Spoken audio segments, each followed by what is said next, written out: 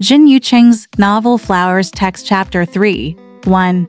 Grandma shaves her hair. Betty said, "Why is Grandma crying?" Grandma didn't make any sound. Betty said, "I have behaved." My grandma said that when she dreamed about my grandma, she felt anxious and couldn't spit out any phlegm. Betty said, "What is Grandma's grandmother's name?" Grandma said, "My grandma's Nanmu coffin had 2 ingots placed in it.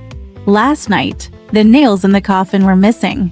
So something must have happened. I saw my grandma, all alone, with only 4 coffin boards and a pair of old bones.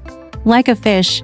Betty said. "A fish?" Grandma said. "I really want to go back to Shaoxing right away, and I must visit the grave." Betty said. "Tell me the story of the old woman's escape."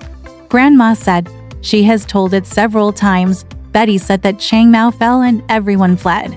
Grandma said, "My grandmother was a palace maid in Nanjing Tianwang Mansion. She used lotus leaf water to wipe her face every day, until her face became sallow and looked like a dead person.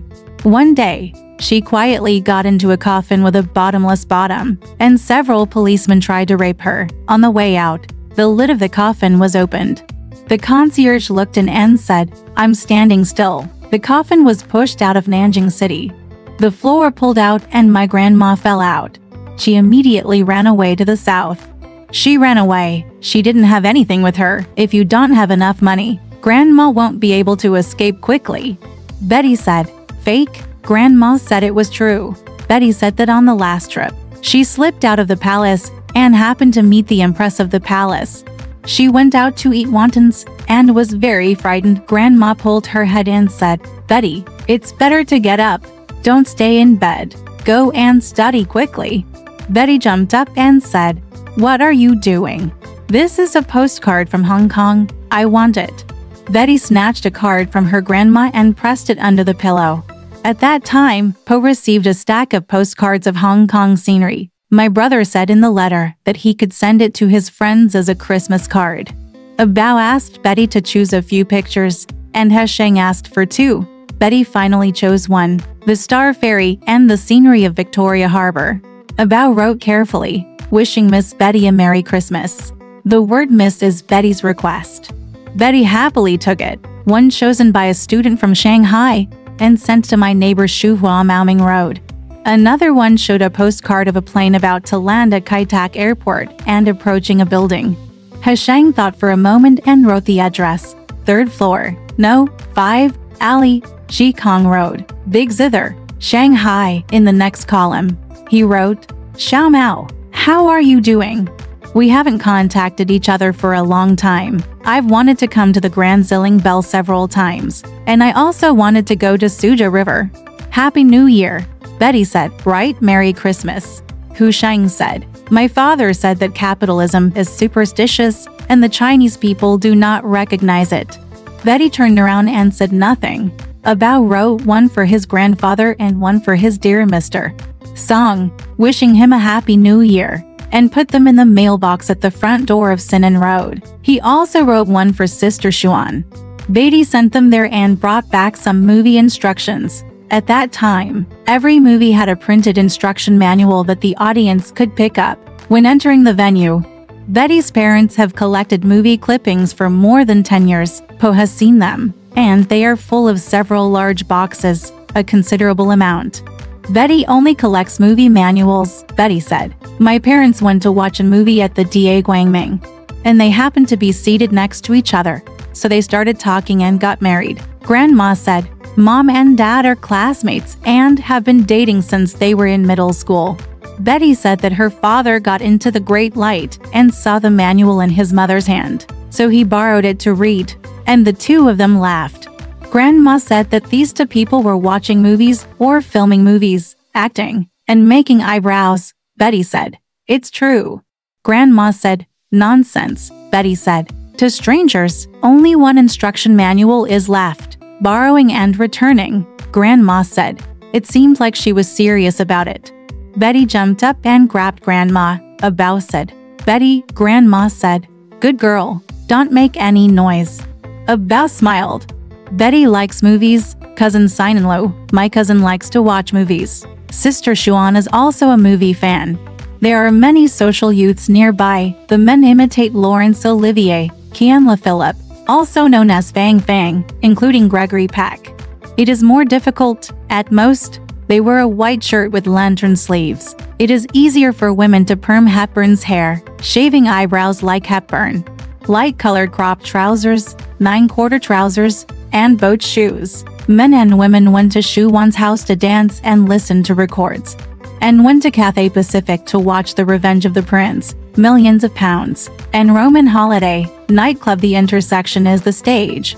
Even in the area of the Children's Library on Fuxing Middle Road in the south, you can still see the bright lights at Cathay Pacific's entrance. Men and women waiting together for refunds are equivalent to showing off a posture of not being in a hurry or slowing down. When scalpers see this group of people, they can only avoid them. The third part is waiting for someone, and it is like a date. They approach gently and ask if they have the tickets. The other party looked at him and saw that he was elegant, wearing a white shirt, suit trousers with two straight seams, and a dress that was fresh and white, slim, quite fashionable. As Shanghai say, you have a sitting posture, a standing posture, a face, and a stall, eye-catching. Taking out the remaining tickets, the other party said softly, "Thank you." The ticket collection action is slower than that of scalpers. This kind of young people often buy and watch several shows in a row. Sister Xuan said that it would be fine if I could get into a movie or die in a movie theater. Abao said, "Why?" Xuan said, "I would rather step into a movie to die and get drunk." Movies have this kind of effect, this kind of magic. Abao said that he watched the movie again and again because Xuan's father had money. Xuan smiled. At one stage, Red Lingyan, Idiot, White Knight and Bicycle Thieves were released on the market. To buy Red and Black, we had to queue up all night, and everyone had to have a number. They didn't accept the method of putting baskets and bricks in the market. Poe and Betty's father also queued up, and each person was limited to buying the tickets. The team lined up along the street corridor of Jinjiang Hotel, heading north. Poe saw a group of acquaintances. His cousins came a little later. Xuan and a few fashionable friends also came, gathering in small groups on the street. The cousin held a miniature Japanese semiconductor radio in his hand, moved his body back and forth, and kept talking to his companions. Semiconductor radios, small and elegant, were extremely rare. Until the early 1970s, domestic products gradually became popular, including the later Sanyo 2-speaker and 4-speaker radios, which were always crude. Xuan once said that compared with the outside world, Shanghai is completely out of date, in a mess, and even barefoot cannot keep up. The so-called fashion of the times, the performance of this group of people is equivalent to a few years ago, when Westerners were still conservative and dressed in formal clothes when watching football games. Attendance is the end of the genteel era. The team was motionless, Betty's father was silent, and Poe was bored. He accidentally mentioned the new Soviet movie The 41st. Betty's father said nothing. Abao said that the female Red Army guarded the White Army prisoners on an isolated island, alone with men and women. Betty's father said that it started out as hostility, then flirting, and ended up being good lovers. Finally, a White Army ship appeared in the sea, and the captives shouted for help, allowing the female Red Army soldier to kill them with a single shot. Abao didn't say anything, thinking of the end of the movie, where the female Red Army soldier hugs the dead man, and in the background is the chorus of female voices, blue eyes, my blue eyes." The team was motionless, and Abao said sarcastically, "I was quite moved." Betty's father said nothing. Abao was a little embarrassed. Betty's father pulled Abao, walked to the corner, and whispered that a woman shot her lover to death for the sake of class sentiment. This was a communist movie that promoted violence. Abao said, "Violence." Betty's father said that this is an old term. France promotes violent revolution. Britain is a glorious revolution. And communism is. While Betty's father was talking about this, a female police officer passed by. The people were silent. Afterwards, Betty's father said that only feminists would like this kind of movie. Abao said, "What?" Betty's father said that it has been 40 years since feminism was introduced to China. Abao didn't make any sound. Betty's father lowered his voice and said word by word, "Among the Soviets, Shalakov was the bloodiest. For the sake of doctrine, father and son would kill each other, and he wrote many harmful stories." Abao didn't make any sound. Betty's father said, "Tell me why Abao was moved." Abao said, Me," Betty's dad said. "This is a movie with evil intentions." Abao didn't make any sound. The team stirred. Betty's father said that Mao Dun's Three's company is about the psychological abnormality of women, and Xu Guangqian's abnormal psychology is about Freud. Bo will understand in the future. Every time he passed Cathay Cinema, Po thought of this conversation. Maoming Road, the green leafy wall from the Garden Hotel to the subway entrance, was just a long row of exhibition windows at the time, which was filmed at the end of I Have a Day Off. The male protagonist untied the fruit basket, and the apples rolled towards the camera from a distance, followed by a night scene, a row of exhibition windows on Maoming Road, and a long row of night lights. The actor's back is turned to the camera, riding a bicycle, heading away towards Weihai Road. The music starts, the subtitles appear and the theater lights up. Seat cushions crackle and turn round. Everything is blurred and becomes the background. Betty's father also blurred and became a back figure. Age is an insurmountable obstacle, a wall that cannot be accommodated and creates a strong attraction. At this moment, the sound engineer was invited downstairs to play several repeated sounds in the high-pitched area. Abao Nying sat firmly on the couch, knitting wool, with the Song of Youth open next to her. There was constant music downstairs. Abao sat on the sofa and dragged the book over. The sparrows chirped softly. In the alley, a hoarse voice shouted, "Make an umbrella." Abao flipped through the book, surrounded by the sound of knitting yarn. Abao Nying came over to read a book, smelling the scent of cream, and read a sentence saying, "What does the depression of love mean?" Abao didn't make any sound. Abao Nying said, "What is depression?" Abao moved his body. In the silence, there was the sound of sticks and needles rubbing against each other. Downstairs there was the sound of the piano's treble range again. "Repair the umbrella, repair the umbrella." Po flipped through a few pages, felt angry, put the book down and left. The sentence that Abao Nying read was probably from another page, and Abao couldn't see it. But the sound of the reading, especially in Shanghai's, made Abao feel disgusted, as if he could clearly see the changes in Abao. There is a Shanghai opera line on the radio, "Miss Liu, I love Nong." When it comes to love, Shanghai's people are rather difficult to pronounce. Generally, happy is used instead. It can be read in English when spoken verbally. It means joy or like. There is a line in No. 41 where the lieutenant said to the female Red Army soldier Malyetka, "I was not born to be a prisoner. The walls of my house are surrounded by books. I read them from the books." The anguish of love can also be seen in books and as the words printed in books. Abao felt troubled and went downstairs to the intersection of Gaolan Road. Unexpectedly, he met his little aunt face to face. Abao greeted. The little aunt looked miserable, carrying a catel bag in her hand, and said sarcastically, "The little aunt brought a mandarin fish." Abao didn't make any sound. The little aunt is Abao Nying's younger sister, a poor woman who divorced a troubled young man many years ago, and married a Hangzhou registered policeman and gave birth to 2 little girls. It turned out that the household registration police officer, who was my uncle, had an affair with a female resident while working, which was called corruption at the time. Her husband was a Navy man, and the female resident suddenly became pregnant, which sabotaged the military marriage. The uncle was sentenced to 3 years of forced labor. The aunt's family immediately moved back to their hometown in Zhejiang to settle down. This is Shanghai's normal way of treating unemployed women and spouses of criminals. The little aunt hates life in the countryside and is used to Shanghai. How many times has she come to Gaolan Road crying, sometimes dragging 2 little girls along with her to stay for a few days, while her parents comfort her for a few days, but she still cries and quarrels. One night, an ambulance rushed to the door of Abao's house, ringing its bell desperately. 2 medical workers rushed to load the stretcher for the little aunt and roared away. That day, the little aunt couldn't think about it anymore, so she swallowed 5 packs of white phosphorus match heads and decided to commit suicide. 2.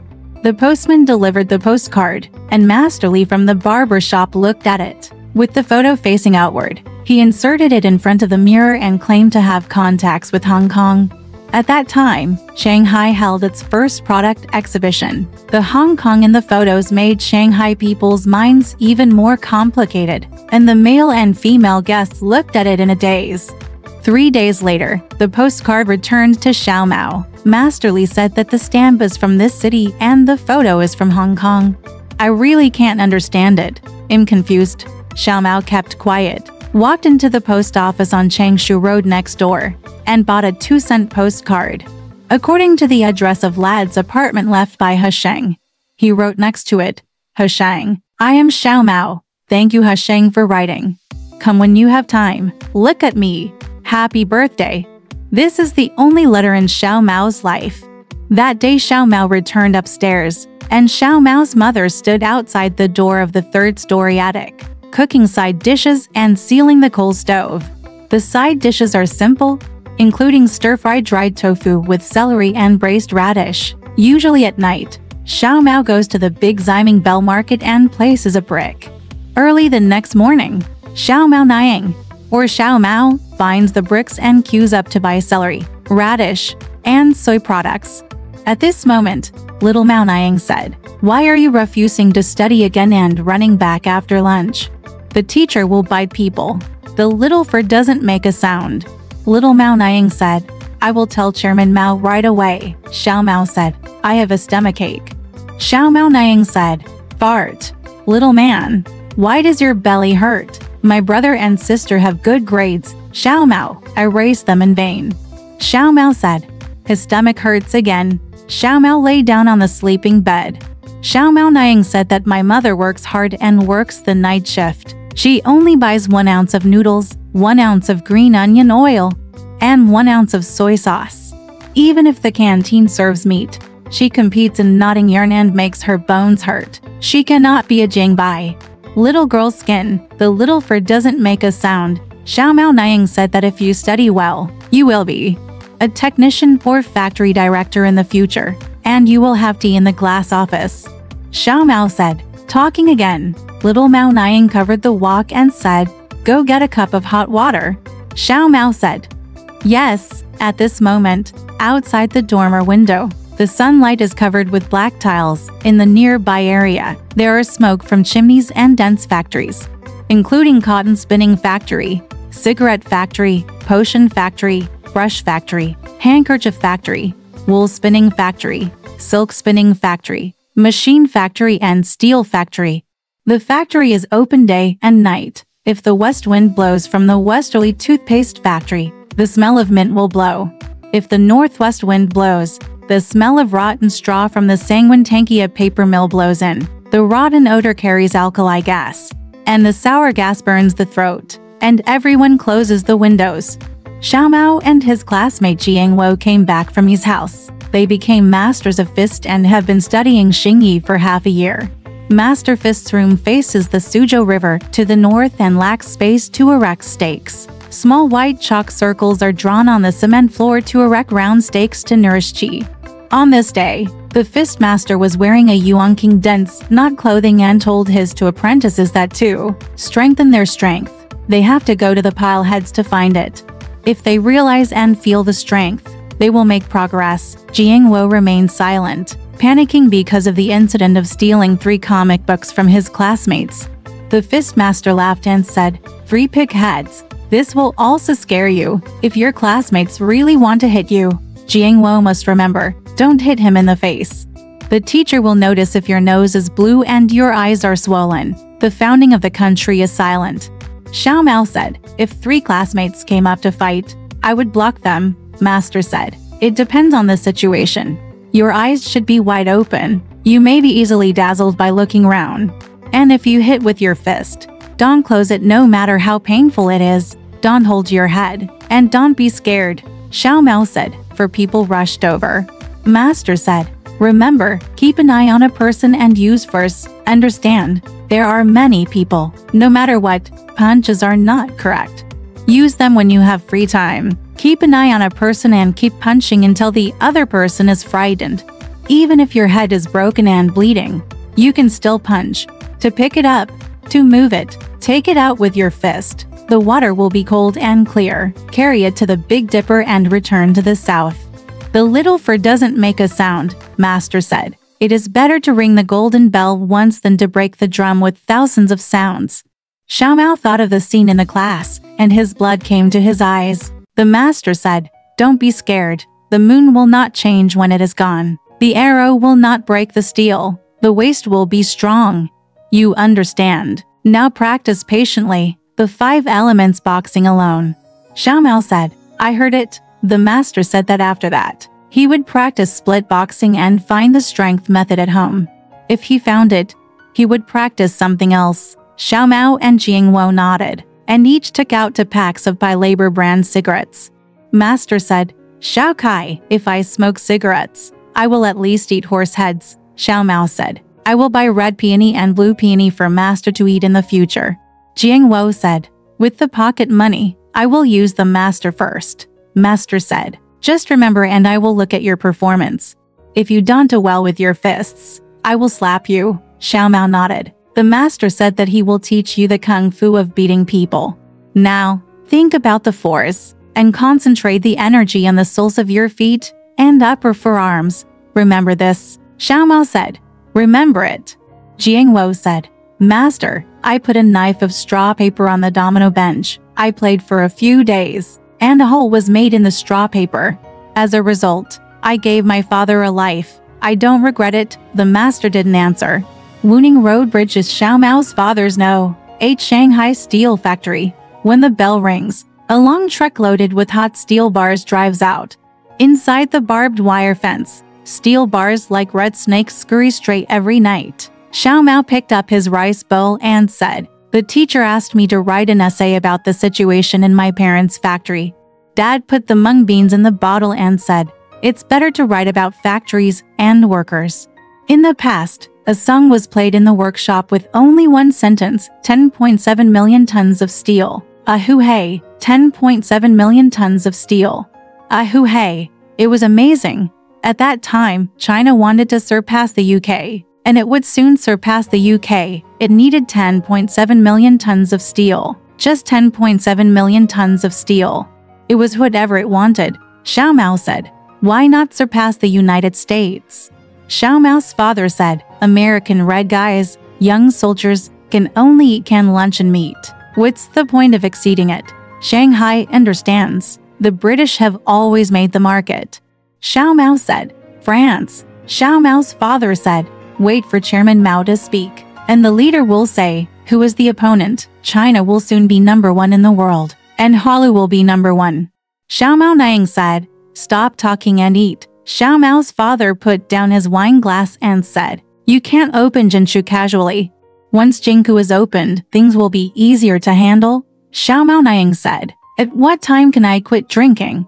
Xiaomao's father didn't make any sound. Little Mao Niang said that in the world, men only know how to work overtime, attend meetings, and eat old wine.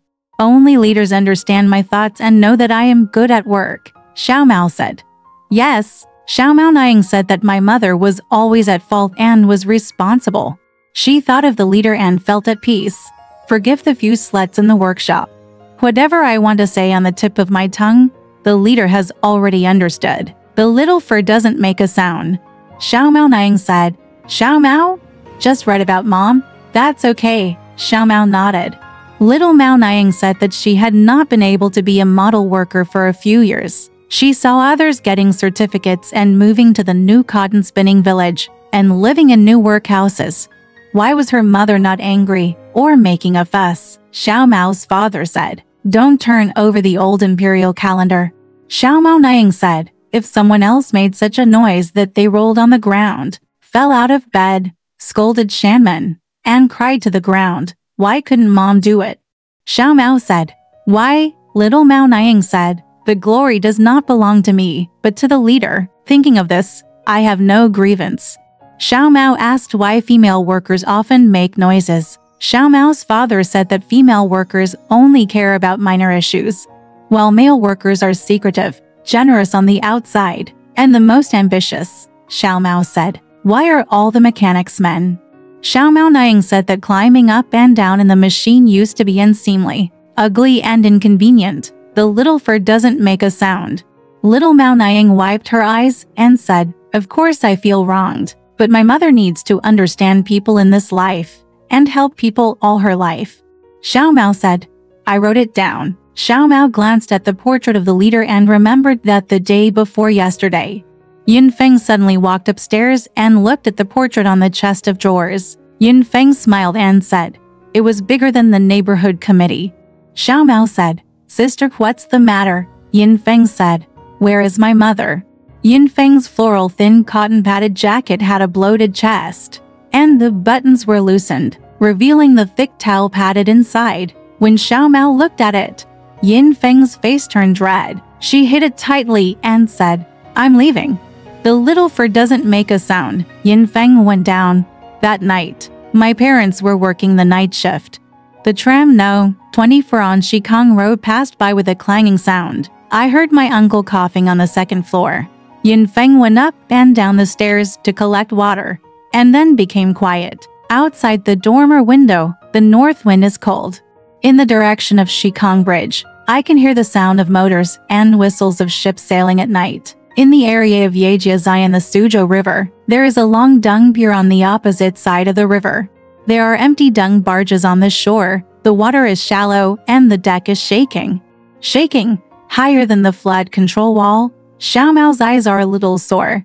The small vegetable market on Shikang Road next to the alley, even during busy times, in a few hours, the yellow croaker trucks and hairtail trucks delivering food in the suburbs will arrive in a concentrated manner, making noise until dawn. On both sides of Changshu Road, in the northeast and northwest, there are countless people.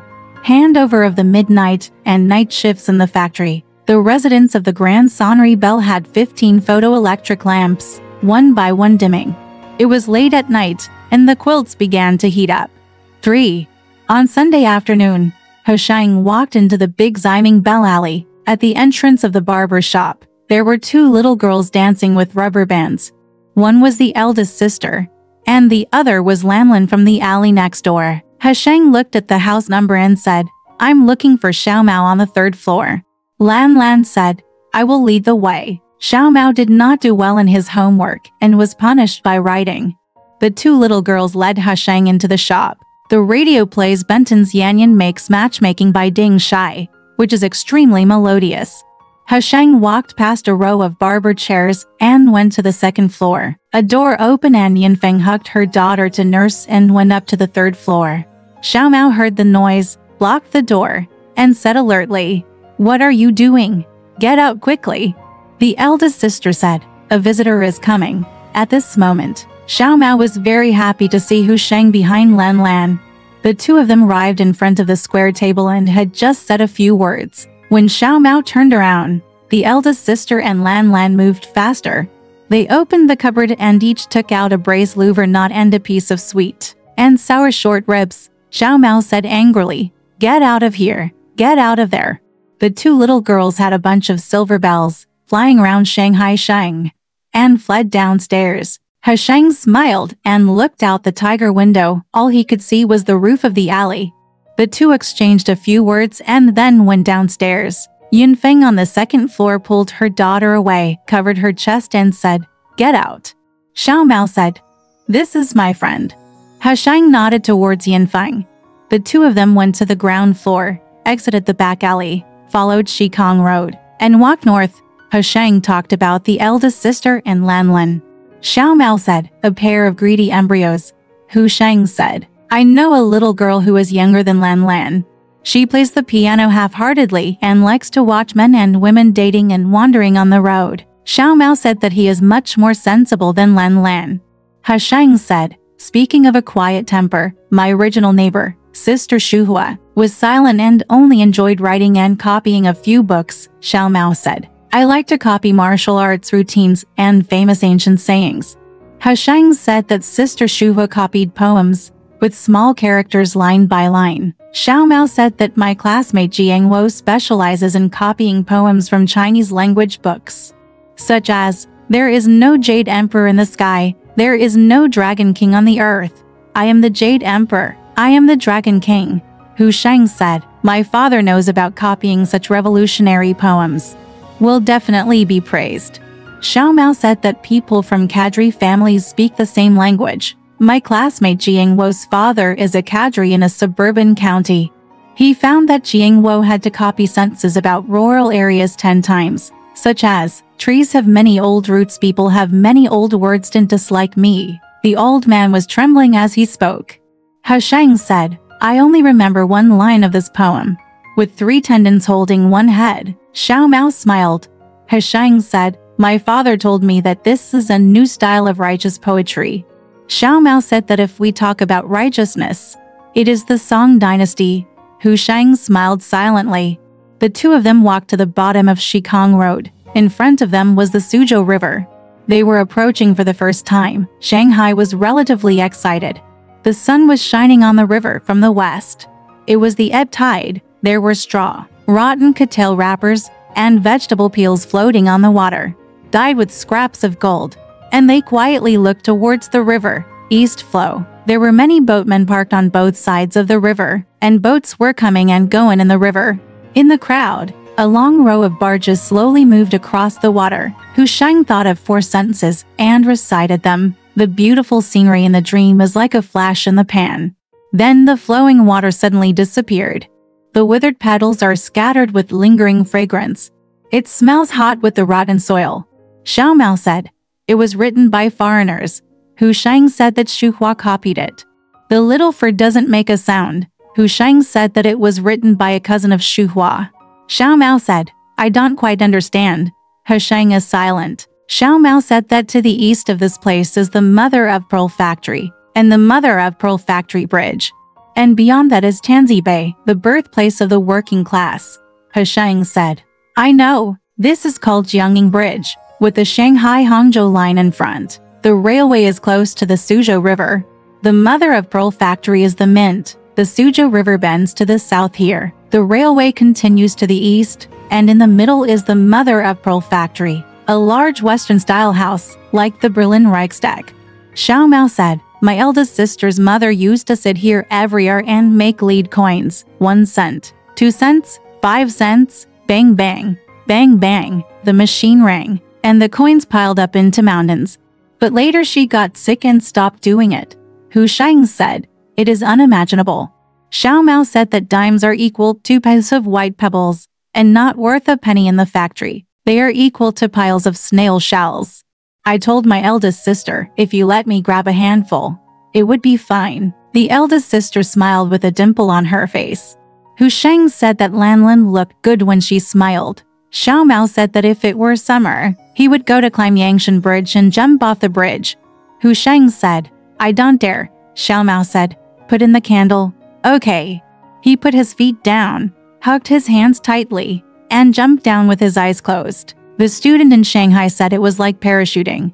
My parents are in the Air Force, and this requires training. Xiao Mao said that when it comes to the army, it cannot compare with the Song dynasty now. Hu Sheng said that if the Song dynasty had ships and planes, Taiwan could be liberated immediately. Xiao Mao said, yes, I can write a chapter novel.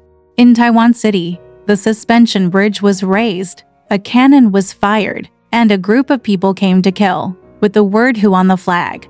The drums sounded again, and Hu Sheng's father rushed over, shout loudly, old thief of the Zhang family, open the door quickly and die, lest I take action and ruin all lives.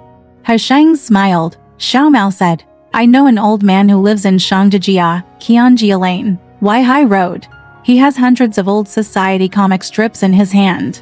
He can borrow them for about 3 cents a book, if you are interested. Xiao Mao took out a book called Redressing Injustice, which had the word Chaozongquo printed at the beginning, in traditional Chinese characters. It looked like a quiet place, speechless and desolate, with a wandering life experience, and a very cold heart. At the end of the month of Jiangtu, there are new poems and old hatreds, and the fragrance of lonely dreams. Hu Sheng shook his head, not interested. Xiao Mao was disappointed. The two of them talked casually and walked to the boat people's pier. Hu Sheng bought some fried dumplings, and the two of them ate slowly. From the river came the dragging whistle, too long and short. Opposite the Kofco warehouse, there is silence. Time flies. The sun fades and the Suzhou River becomes thicker and darker. Hu Sheng said that he would come to Lad's apartment when he had time. Xiao Mao agreed. The two left the river bank and walked to the terminal of Route 24. Xiao Mao watched Hu Sheng get on the tram. That day, when little Mao Niang came back from her early shift, Master Wang from the barber shop spoke the Subei dialect and said she was home. The little Mao Niang spoke in northern Jiangsu dialect. Master Wang said that Xiao Mao had just gone out. Little Mao Niang said, "It's time to go." Master Wang said that he went out with a classmate. Xiao Mao Niang said, "There is a classmate here." Master Wang said, "The boy wearing glasses?" The little Mao Niang said angrily, "Little Kai, I'm determined not to go out. My toes are itchy again and I can't sit firmly on my olive butt." The little Mao Niang went upstairs. The door to my uncle's room on the second floor was closed tightly. Yin Feng opened the door and said, "Auntie, come in." Little Mao Niang said, "What's the matter?" Yin Feng said, "Come in and talk." Xiao Mao Niang went in and Yin Feng closed the door. In the cradle, Nanny had just woken up and looked around. The little Mao Niang teases the girl. Yin Feng said softly that she wanted to ask her aunt something, but she was embarrassed to speak. Xiao Mao Niang said, "Tell aunt." Yin Feng bowed her head silently, then slowly raised her chest and said, "I'm really too bloated." Little Mao Niang looked at it and said, It's getting bigger and bigger as the days and nights go by." Yin Feng said softly that when the neighbors saw it, it was really ugly and heavy. Little Mao Niang said, "My daughter enjoys happiness." Yin Feng said, "There were too many, and my daughter couldn't eat them all. Her clothes were always wet, and when she cried, she would leak, and it was too late to put a towel on." Yin Feng unbuttoned the button, and it was as white as a pile of jade snow. 2 balls of hot air slid out and filled the room. Little Mao Niang spread out her sleeves, leaned closer and said, "It's terrible. There are only a few bathing rooms in the factory where there are more than 100 people. It's too uncomfortable." Yin Feng said. "Yes," Little Mao Niang said. "It doesn't matter. Just follow the old method and apply a little Glauber's salt. It will make you feel better and it will subside." Yin Feng covered his clothes. Little Mao Niang said that if Hyde comes back, we can help each other eat some. Yin Feng's face turned red and she said, "My mother-in-law told me that if the neighbor's girl is willing to eat it, it's okay." Little Mao Niang said that it is really difficult to be a woman. Little milk means urgency, and too much milk means bitterness. Yin Feng muttered, "Auntie, I'd rather let Xiao Mao eat it." Little Mao Niang didn't make any sound. Yin Feng said, "There are 2 trips a day, in the morning and at night." Xiao Mao Niang said in a daze that Xiao Mao has always been thin, and eating it is a supplement. However, Xiao Mao has grown bigger and does not look like a girl. Yin Feng said, "I've thought about it, and I'm willing to do it. I don't care, just because I'm afraid Xiao Mao will be embarrassed." Xiao Mao Niang smiled bitterly and said, "Let me think about it. Don't be impatient." Yin Feng said that it was so swollen that there was nothing she could do. Little Mao Niang slowly returned upstairs. At dusk, Xiao Mao slowly returned to the alley from Shikong Road. Lan saw him and said, "Go back quickly. The boss has called Xiao Mao 17 or 8 times, and he has gone somewhere wild." Xiao Mao said, "What's the rush?" Lan said that there must be some food bills missing in the drawer. It was Xiao Mao who took them, and he must be struggling to survive. Xiao Mao said, "My mother never hits anyone." Xiao Mao went upstairs, and as soon as he stepped into the room, Xiao Mao's mother dragged him over and slapped him on the head. Xiao Mao Niang said, "Xiao Nong is a red guy. Where did he die?" Xiao Mao covered his head and said, "Why are you hitting people?" Little Mao Niang said, "Why don't you write?" Xiao Mao said, "A classmate came." Little Mao Niang said that the white-legged tabby cat could no longer be kept in the house. Mom walked into the room after get off work and saw only an empty table. Xiao Mao said, "Tell it carefully."